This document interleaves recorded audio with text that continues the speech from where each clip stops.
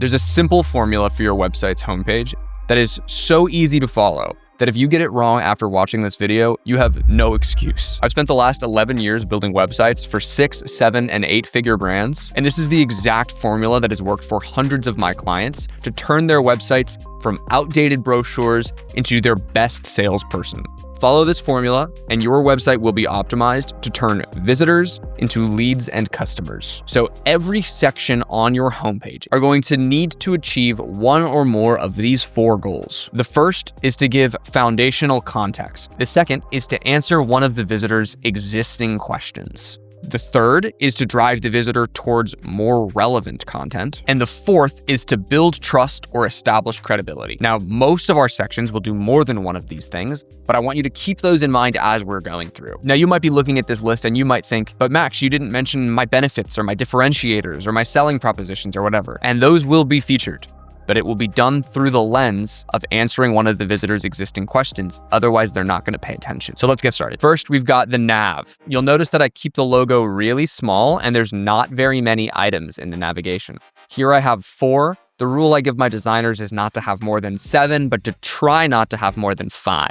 The fewer, the better. We don't want to give people decision fatigue. You'll also notice on the right, we have 2 calls to action. There won't always be 2, but there might be 2 depending on the business that you're in. This might be book a consultation, start a free trial, contact us, whatever the main thing is. And then I typically will have the second one be a phone number, or if it's a SaaS product, it might be login or something for existing customers perhaps. But the primary call to action, the one that has like the most emphasis visually in this example, that's always the main thing that we want a visitor to do on the website. And we always want to show that right away at the top right of the navigation. You want to make sure you're using language that the visitor can understand. When someone lands and they look at your nav bar to go, yeah, that's the one for me. That's the feeling you want to evoke. A common misstep I will see here is people will use like a branded product name or an industry term that the customer that they're trying to serve won't recognize as the thing that they're looking for. So for example,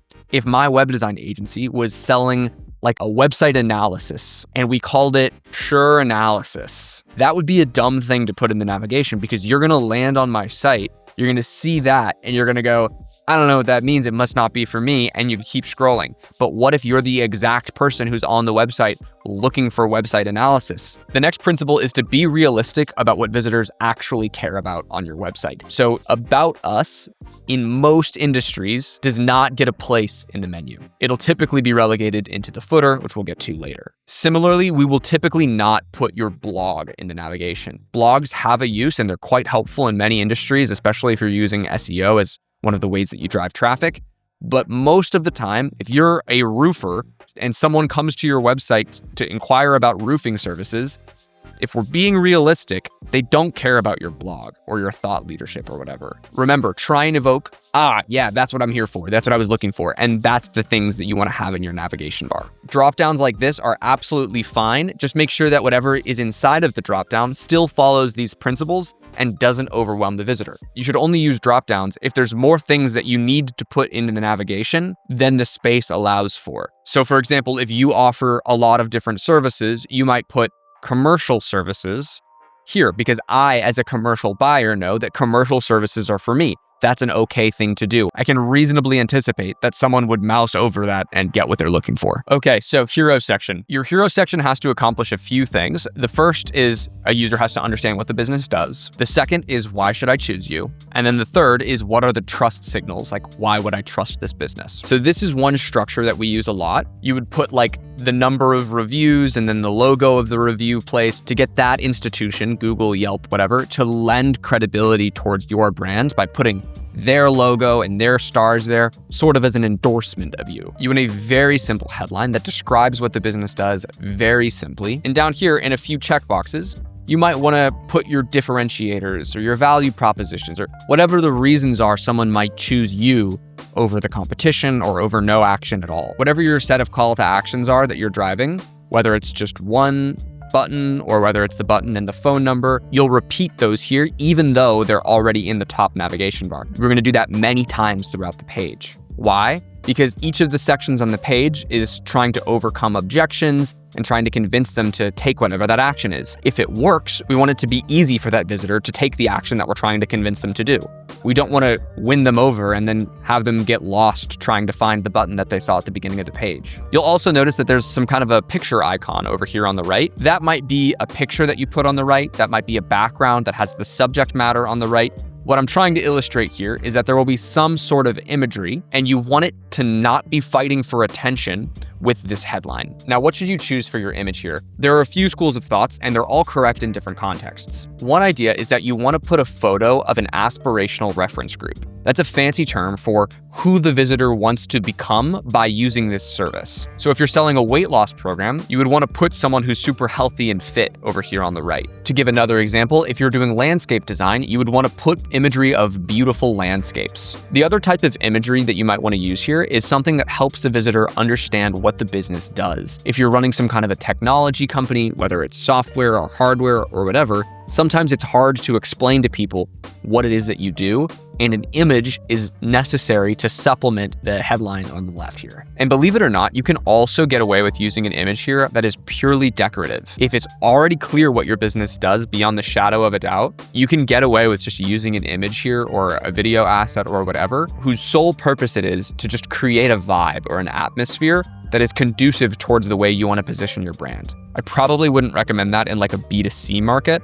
In a B2C market, I would probably, if it's already clear what the business does, I would go aspirational reference group. But there are exceptions to every rule. If you're trying to go for a very premium, upscale, edgy vibe, you can certainly do that. Next, I want to interweave some more trust signals. The idea here is you want these logos to sort of lend credibility to your own logo, which the visitor may or may not already be familiar with. So you can put logos of clients you've worked with, publications you've been featured in, vendors you partner with, other sorts of partnerships you have. And you'll see sometimes that websites won't even explain what these logos are. They'll just sort of associate themselves with those logos to get the credibility. So the best case scenario is a logo that anybody in the world would recognize, like NASA or MSNBC or whatever. The second best case scenario is that anybody in the market you're trying to sell to would recognize, so whether that's industry specific or local specific. And then the third best case is just any logo is better than no logo. Other principles with this section, you'll notice it does not take up very much vertical real estate. That's because vertical real estate on a website is precious. The further down someone scrolls, the less likely they are to continue on with the experience.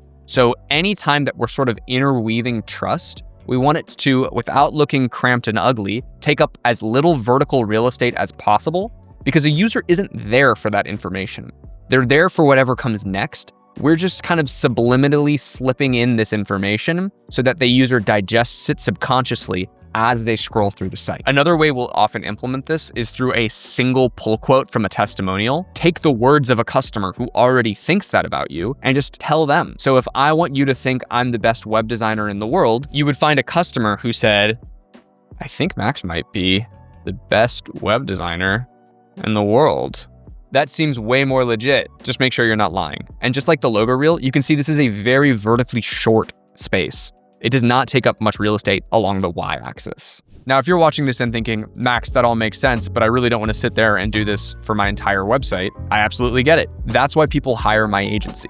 We take these principles and more and then apply them to your business to help you achieve whatever the goals that you have are for your website. And we'll hand you back not just a homepage, but a fully finished website that absolutely is designed to convert. If you want that off your plate, tap the link in the bio and we'll take care of it for you. The next thing I like to do is a video section. I will generally recommend this to most of my clients because visitors who engage with your video content and actually watch it are way more likely to convert and actually fill out the form or do whatever else. A couple of tips for the video. One, assume no background information. So the visitor who is watching the video, assume they didn't read anything else on the page, assume they don't know anything about your business, like start from zero. And then don't be too corporate and fluffy. Speak to the viewer like they're an actual human in front of you. What is the thing you do? How does it work? What are the answers to my frequently asked questions? And if you follow that framework, you won't go too far wrong. An important and quite popular today variation of this that I want to show is the video hero. So What we'll often do is if this video is a key moneymaker for the business, is we'll pull it right into the hero section and show it right away,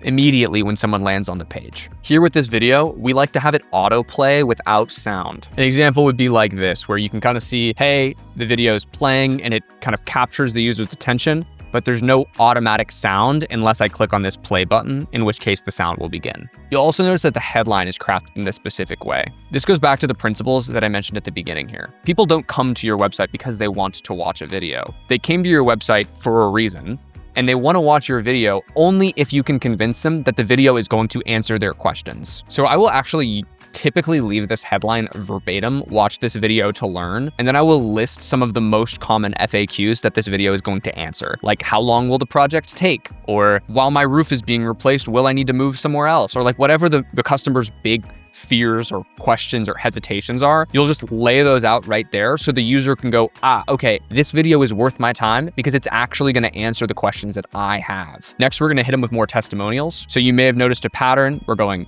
answers to questions in context, trust building.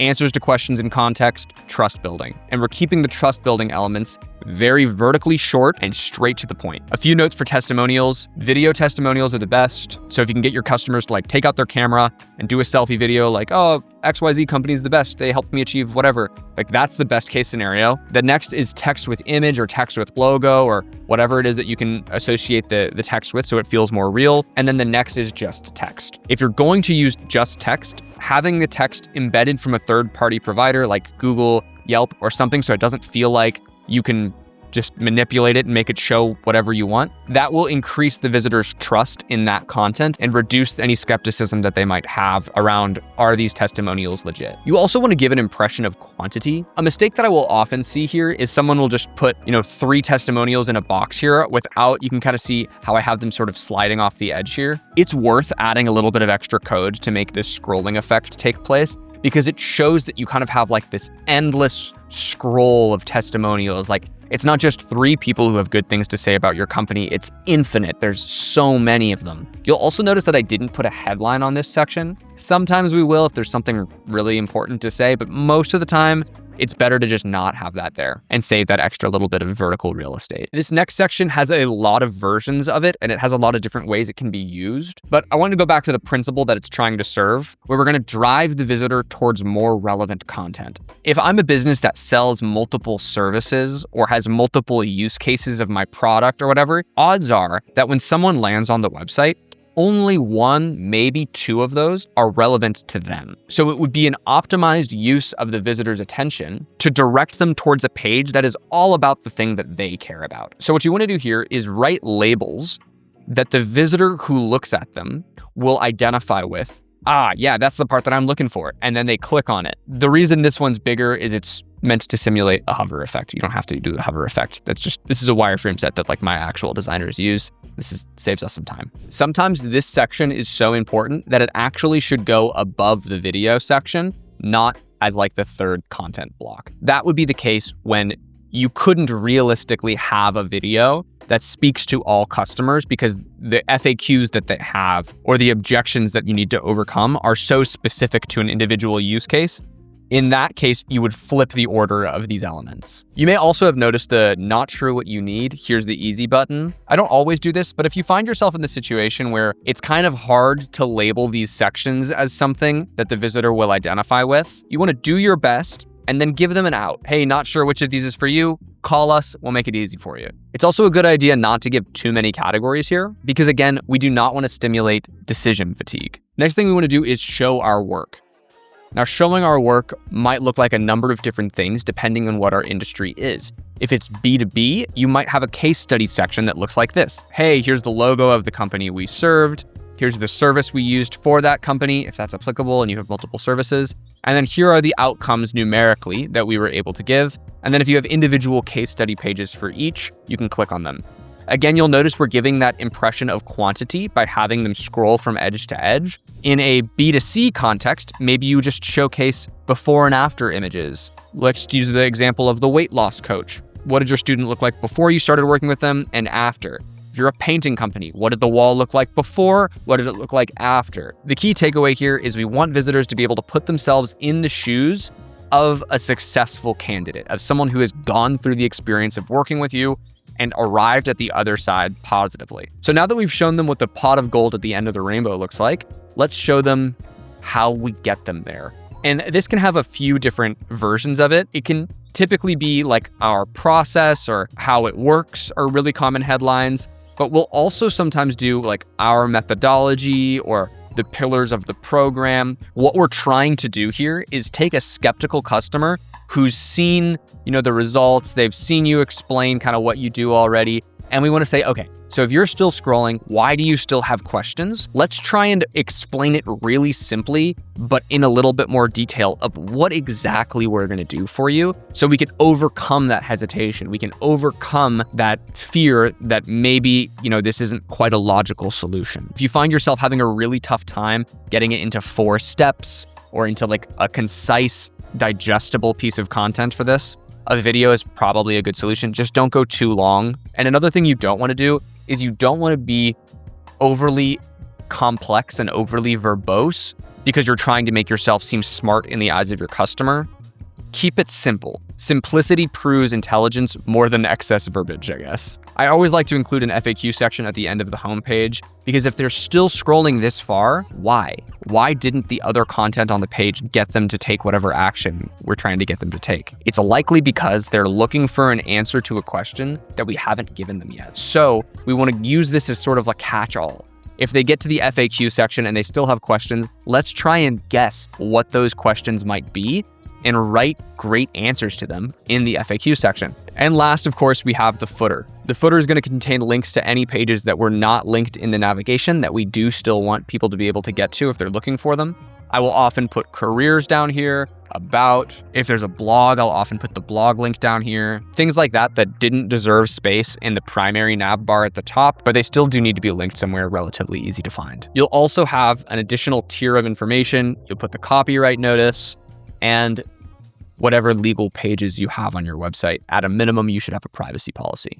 Most businesses get this wrong. They overwhelm people with noise, clutter, and the wrong information. But if you get this right, your homepage will be the single best salesperson in your company. Now, if you're watching this and thinking that takes too much work, I absolutely understand. That's why I built an agency that does this for businesses. Hit the link in the bio and we'll set up a time to get you squared away. Otherwise, I'll see you in the next video.